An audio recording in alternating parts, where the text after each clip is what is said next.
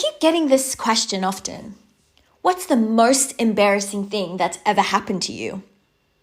I'll tell you all about it. Stay tuned.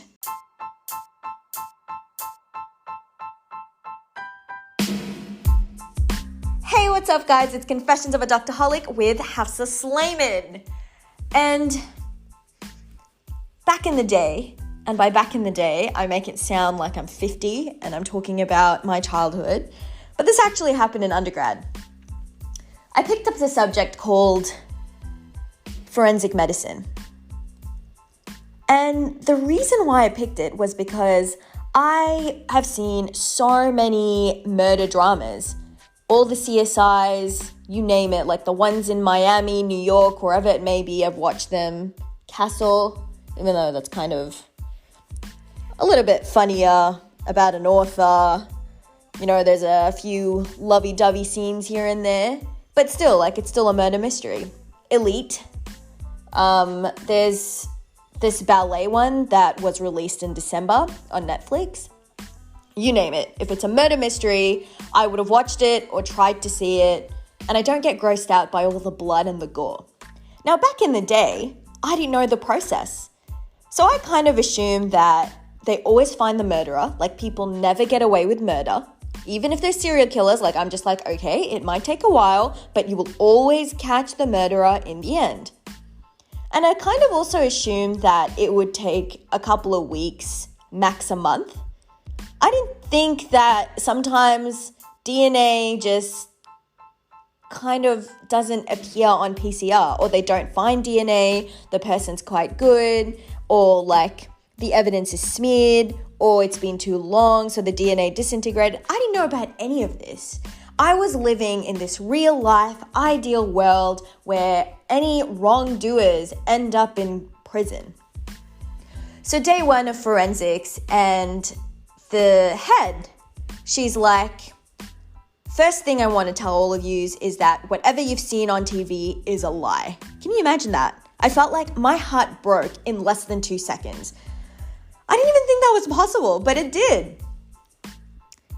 And she loved maggots. I had many moments with her in the lab where we had to calculate the time of death based on the age of the insects.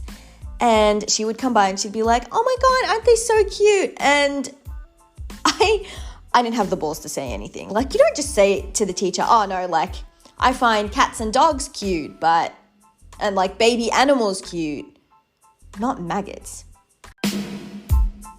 My most embarrassing moment, or I guess the moment that probably defined my life. I'm joking. But like, the most embarrassing moment happened in one of these lectures. We were talking about different identifying features to identify someone that passed away. And it could be things like implants, silicone implants if someone had a boob job. Usually they have serial numbers, so you can trace that back to the person that passed away. If they had any hip replacements or anything inserted in their body, nails, whatever, if they had any fractures, you can backtrack it and figure out who passed away. And also tattoos. So they were flicking through photos on the slides, different things from actual murder scenes. Now, obviously, you can't take pictures of these slides because they're actual people, but it's just for us to learn. So she's flicking through these slides, and then she pauses at one, and she gives us a moment of silence to appreciate what's on the picture.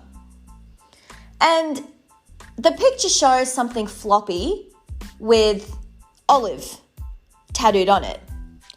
Now, I'm just sitting there and I'm like, oh wow, like what part of the body is this?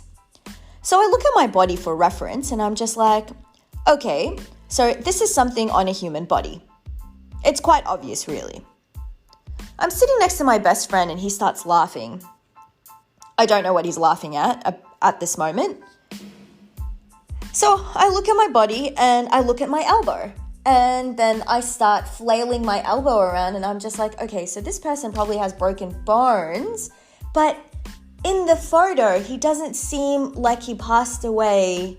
He or she doesn't seem like they've passed away for a long time because everything's intact. Like the body hasn't degraded. You can see the tattoo, you can see the skin. It's quite pale, but It's still all intact.